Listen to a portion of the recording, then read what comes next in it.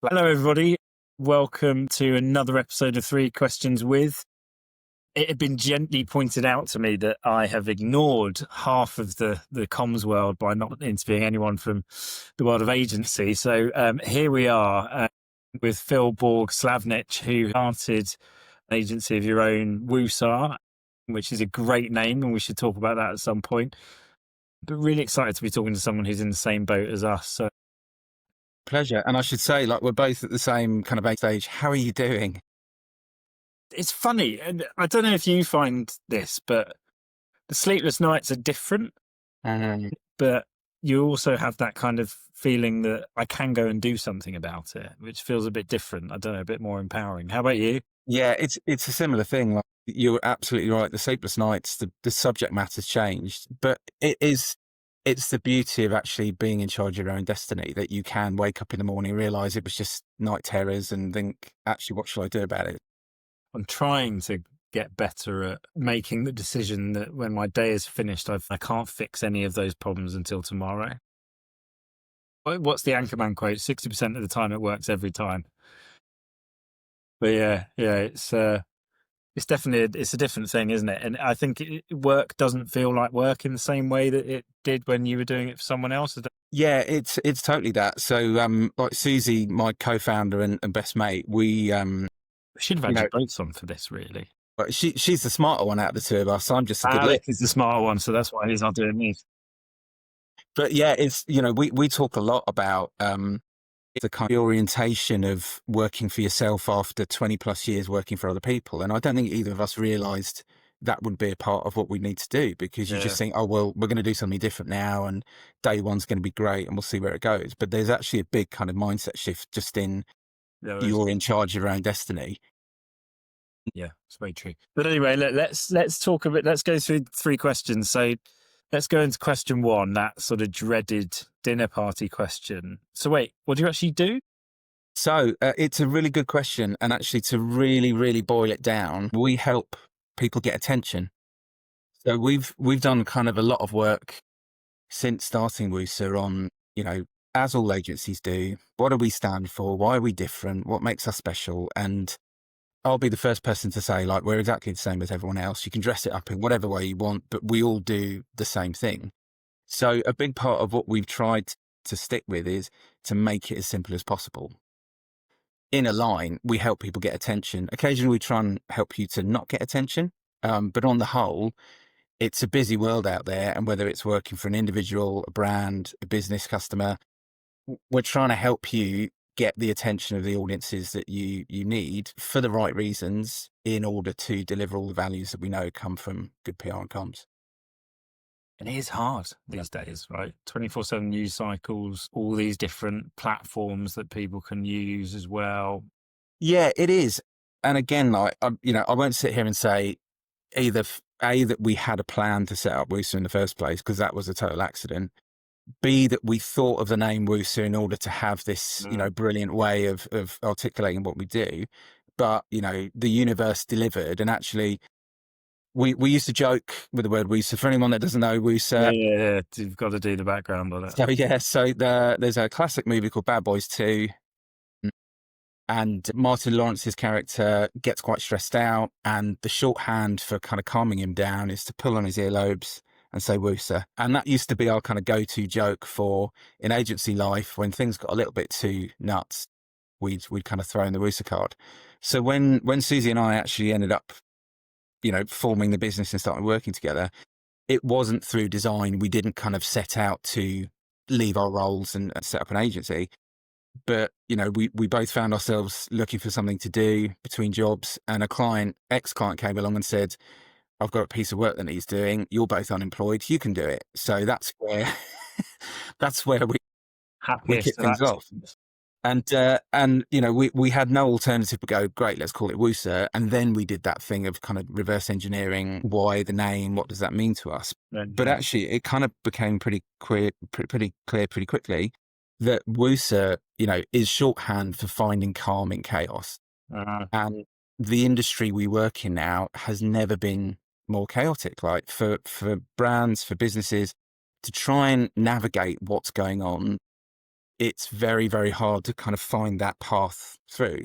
The ethos we try and work to is we want to make it as simple and straightforward as possible, whether that's with our PR comms direct client who does get all of this, or the team they're working with internally, Yeah. in your leadership, the stakeholders, peers who perhaps don't understand the value of PR and comms and what it can do now.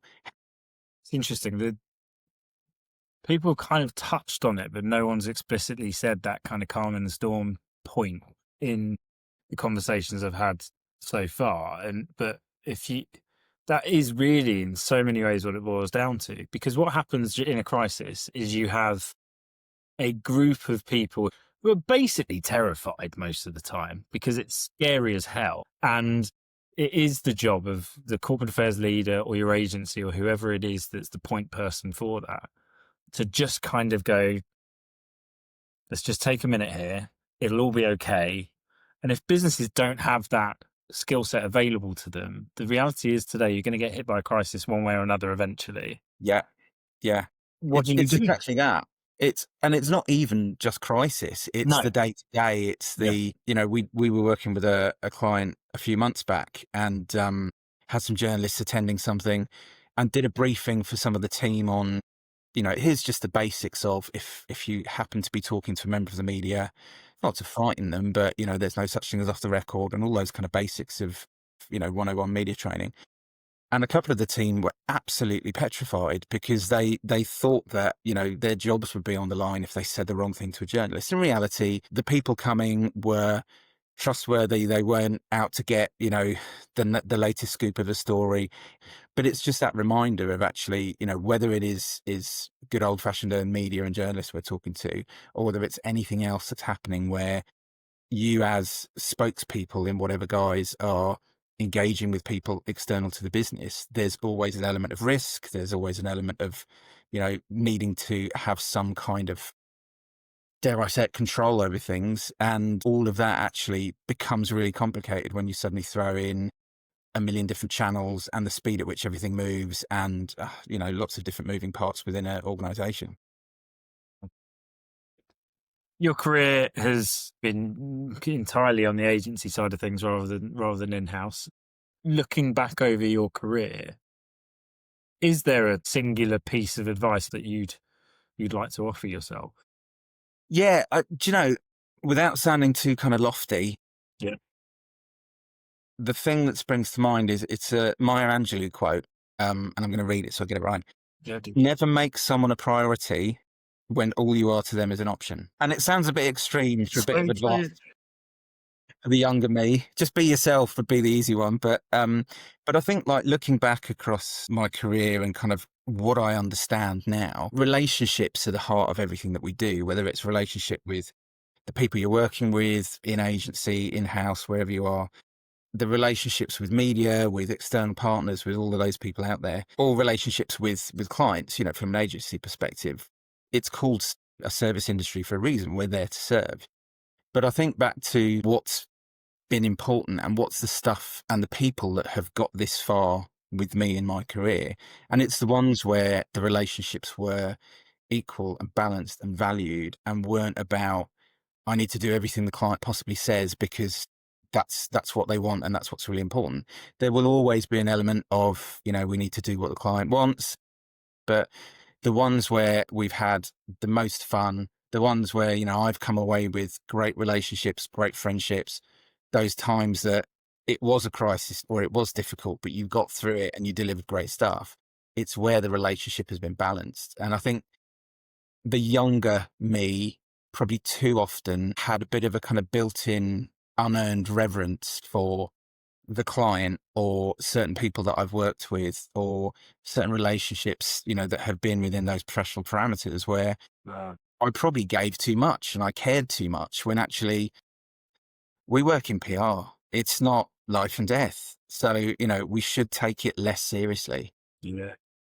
And actually, the first thing that Susie and I said when we started up Woosa was, we'll make this a success because we choose what the success factors are. And the number one for us is, are we going to laugh every day? And so far, 18 months in, we have laughed Yeah. every single day, because it's mad and it's wild, and we're having a great time running our own business, but we're getting to work with some brilliant people, and Mm. we've got jurisdiction over that, which helps. I think that's such a good point around, like, you can take what you do seriously without taking yourself too seriously. Yeah. I talk about it with my wife all the time about that laughing every day thing so important, because you know what, life's really difficult. Yeah. Whether you're running a business, whether you're running a family, whatever you're doing, and you need to have that moment of kind of levity to kind of just go, oh well, you know, we'll work it out, it'll be fine.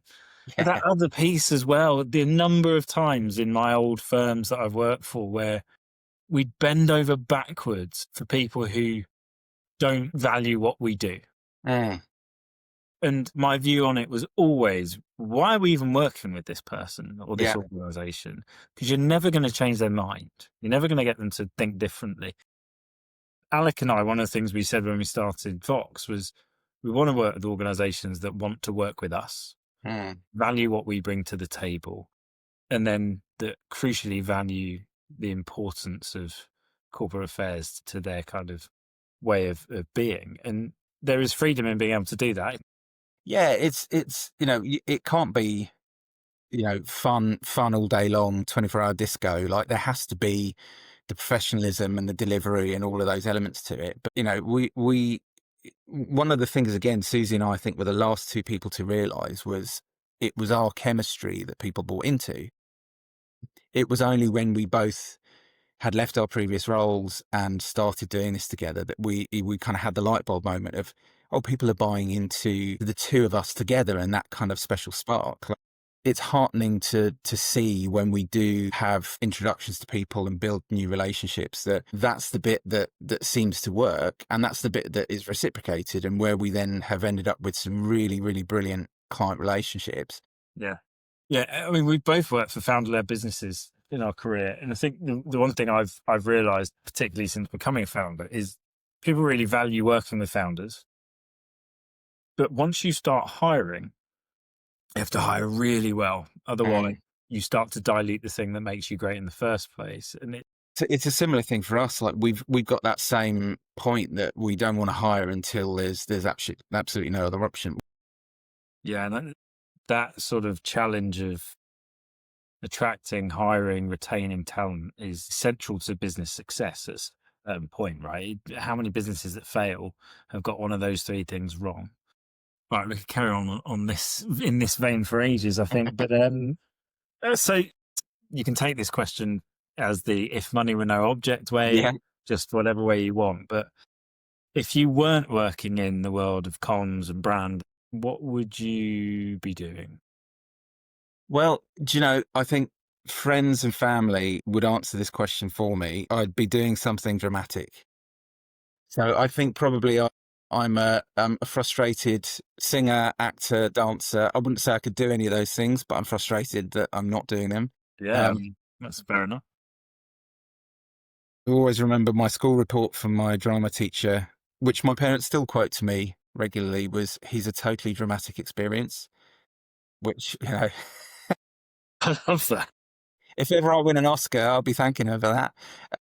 But the weird thing as well is, like, this industry actually is almost, to me, the next best Best along, thing. because I say that, but actually I'm a massive introvert. I've learned over the years to be able to perform, to perform on a conversation like this because it's being recorded, to perform in a workshop, to perform in front of a agency of people. I can put that on and I can, play that particular part. But the bit that I think is more interesting is the role that we get to play as agency people in being the expert in every client business that we come across. You've got to be able to go from client A, who works in this sector, who does this particular thing, who has this group of people that you need to be cohesive with in order to deliver. Mm, And then the next minute you've got to switch into a completely different role. So that kind of ability to be, in theatre terms, I think they call it the swing, when you're able to play any part in that particular production just in case you need to slot in at any point. uh, That, to me, has always been the most interesting thing. that's a great answer. Three great answers. Yeah, I try. Brilliant. Well, thank you, Phil. That was a really Pleasure. enjoyable conversation. Really appreciate your time. Pleasure. Thanks very much for inviting me.